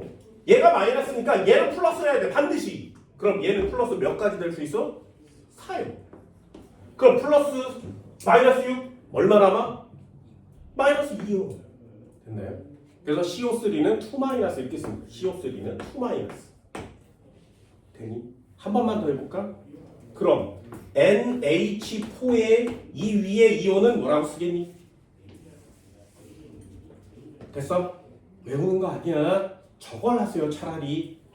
자, 수소는 플러스 1 된다 그랬지, 그지? 플러스 1자리가 4마리가 있어요. 플러스 얼마? 4. 그럼 얘는 마이너스 얼마야? 되니? 주기율표를 갖고 놀지 못하면 이게 더 어렵죠. 외우는 게 차라리 나아요. 그런데 외우는 건 진짜 촌스러운 짓이라 그랬어. 주기율표를 갖고 놀면 암기가 필요 없어집니다. 그럼 얘는 둘 더하면 얼마야? 플러스 1이에요. 플러스 1. 그래서 이온 이름이 NH4 플러스가 됩니다. 됐나요? 그럼 OH 한번 해볼까요? OH 여기는 이온 이름 뭐야? 왜요? 얘는 2 마이너스고요. 얘는 플러스 1이죠. 더하면 얼마야? 마이너스. 그래서 OH 마이너스 이렇게 쓰는 거예요. 주기율표의 전하량을 갖고 오세요. 전하량. 됐나요? 그래서 이 전하량은 나중에 이온의 가스를 쓸 때 굉장히 잘 쓰일 수 있으니까 이 녀석은 반드시 꼭 알아봅니다. 되니? 이 두 가지가 니네들이 지금 현재로서는 외워주면 좋은 녀석들이죠. 다시요. 원자과 전자수 1, 2, 3, 4, 5, 6, 7 어때? 족의 일자리랑 같죠? 그런데 예외가 있다 그랬어. 뭐가? 18쪽은 8. 안 돼요. 18쪽의 원자과 전자수는 0이야. 왜? 원자과 전자수의 조건이 가장 바깥쪽에 있는 전자인데 반응에 참여해야 돼요. 그럼 반응에 참여하는 애가 비활성 기체는 없으니 18쪽의 원자과 전자는 없어요 라고 표시하는 거예요. 그럼 18쪽은 전자를 주고받거나 하지 않죠. 이온이 될 수도 없습니다. 0이에요.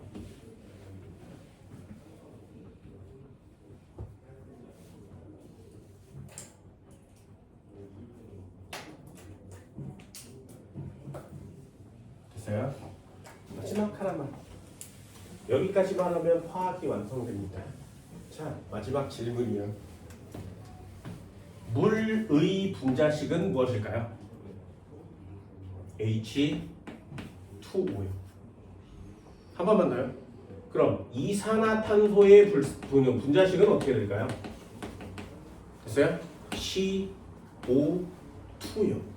됐나요? 왜요? 다시요. 다시. 물의 분자식은 H2O예요. 됐나요? 여기 모르는 사람 별로 없지, 그지? 이걸 모르면 과학을 잘 안 한 거예요. H2O의 분자식은 물의 분자식은 H2O예요. 왜요? 이산화탄소의 분자식은 CO2예요. 왜요?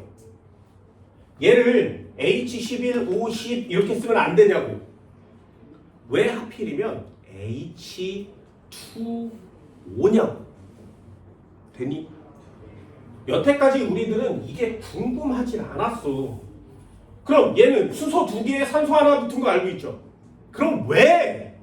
수소 2개랑 산소 하나가 붙는 거야. 왜? 그 왜가 니네들이 해야 되는 과학인 거거든요.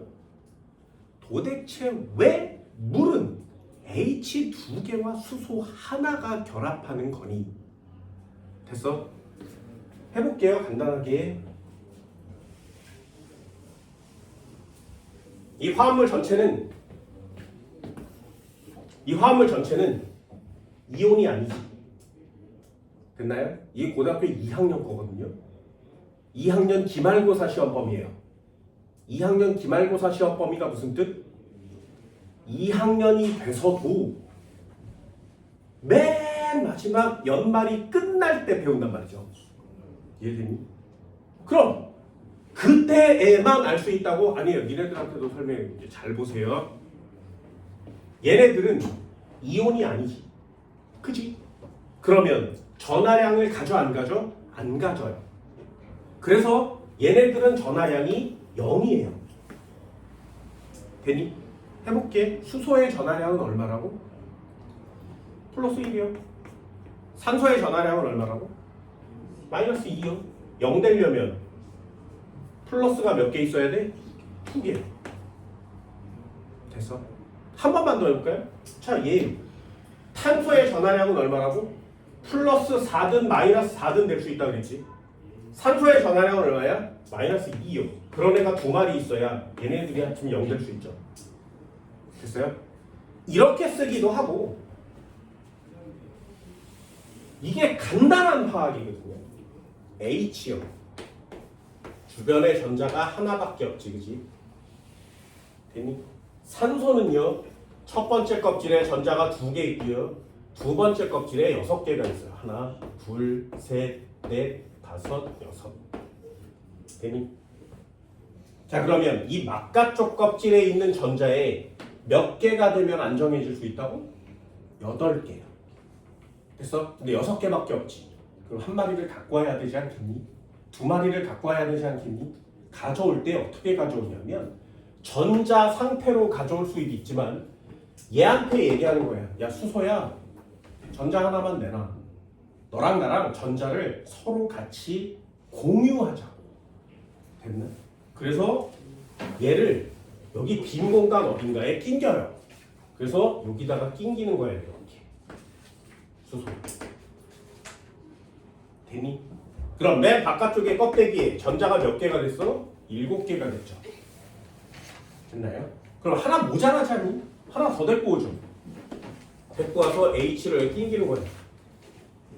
그러면 이 바깥쪽 껍데기가 8개로 가득 찼지. 여기가 8개로 가득 차면 더 이상 결합을 하지 않습니다. 왜? 이 상태로 안정하니까. 그럼 H 몇 마리와 산소가 한 마리가 이렇게 붙었을 때에 가장 안정한 상태가 되는 거예요. 되니?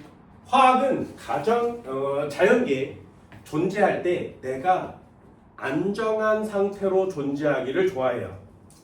그런데 원자들은 이 18쪽 원소를 제외하고는 안정한 상태가 아무도 없습니다.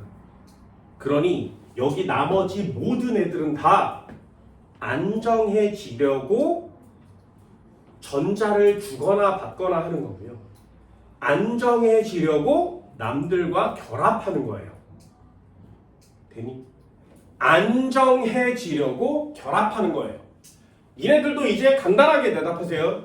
야, 수소와 산소가 왜 2대1로 결합해? 이렇게 물어보면 그 상태가 가장 안정하니까요. 이렇게 얘기하는 거예요. 근데 이산화탄소요, CO2예요. 탄소 하나랑 탄소 2개 붙었대. 이걸 모르는 애가 있어. 그런데 왜 탄소 하나랑 왜 산소 2개가 결합하냐고. 왜 하필이면 그렇게 결합했을 때에 가장 안정하다고요. 됐나요? 그 안정이란 단어가 여러분들이 앞으로 배우게 될 화학이라는 거의 전체적인 내용이에요. 안정하기 위해서 결합하는 겁니다. 뒤쪽 한번 넘겨보세요. 이제부터 배우게 되는 내용이 화학결합과 물질의 성질이거든요. 거기 보면 18쪽 원소라는 단어가 나오죠. 비활성기체예요. 이거 다음 시간에 배우게 되는 내용인데 한번 먼저 설명드렸고요. 됐나요? 그리고 아래쪽에 보면 화학결합이 형성되는 까닭 이렇게 써있죠. 물질을 구성하는 원소들이 화학결합을 통해 18쪽 원소와 같은 전자 배치를 밑줄 그세요. 18쪽 원소와 같은 전자 배치. 이게 결합하는 이유입니다. 그 뒤에 안정 동그라미. 자, 우리는 지금 뭘 배우고 있다고? 아, 화학이 이렇게 물이 생겼대. 수소와 산소가 2대1로 결합했어. 왜? 안정하려고. 이산화탄소와 산소가 이렇게 결합했어. 왜? 안정하려고. 됐나요? 그 안정이란 두 글자를 머릿속에 꼭 넣으세요. 그 두 글자를 시험용으로 낼 수는 없어요. 야, 안정하니까 이거 안정하니까 다 같은 말 아니야? 대신에 안정이란 두 글자를 시험용 문장으로 바꾸면 그 문장이 18쪽 원소와 같은 전자 배치란 뜻이에요. 이래들도 앞으로 18쪽 원소와 같은 전자 배치라는 단어가 나오면 두 글자로 아, 이거 안정이구나 라고 쓰는 거예요. 됐나요? 자, 그럼 결론. 오늘의 마지막 결론이에요. 이제 앞으로 이온결합, 공유결합, 금속결합 이런 단어들을 화학에서 들어보게 될 텐데 원소들이 결합하는 이유가 뭐야? 원소들이 양이온, 음이온이 되는 이유가 뭐야? 화학에서 반응이 진행되는 이유가 뭐야? 이렇게 물어보면 전부 다 한 단어만 대답하는 거야. 그래야 안정하니까. 야, 이온결합 왜 해? 안정하려고. 공유결합은 왜 하니? 안정하려고. 양이온이 음이온이 되는 이유가 뭐야? 안정하려고. 됐어요? 그럼 나중에 그 안정이란 두 글자를 시험용 단어로만 바꾸면 돼요. 공유결합하는 이유가 뭐라고? 18쪽 원소와 같은 전자 배치를 가지려고. 이온결합하는 이유가 뭐라고? 18쪽 원소와 같은 전자 배치를 가지려고. 양이온, 음이온이 되는 이유가 뭐야? 18쪽 원소와 같은 전자 배치를 가지려고. 되니? 그 18쪽 원소와 같은 전자 배치라는 단어가 화학결합에서 굉장히 중요한 단어가 됩니다. 그게 다음 시간에 여러분들이 배우게 되는 단어인 거예요. 되니? 꼭 복습해 오시고요. 이 두 줄밖에 안 되는 이 숫자는 반드시 꼭 외웁니다. 주기율표와 함께. 그래서 오늘 여기까지예요. 고생했습니다.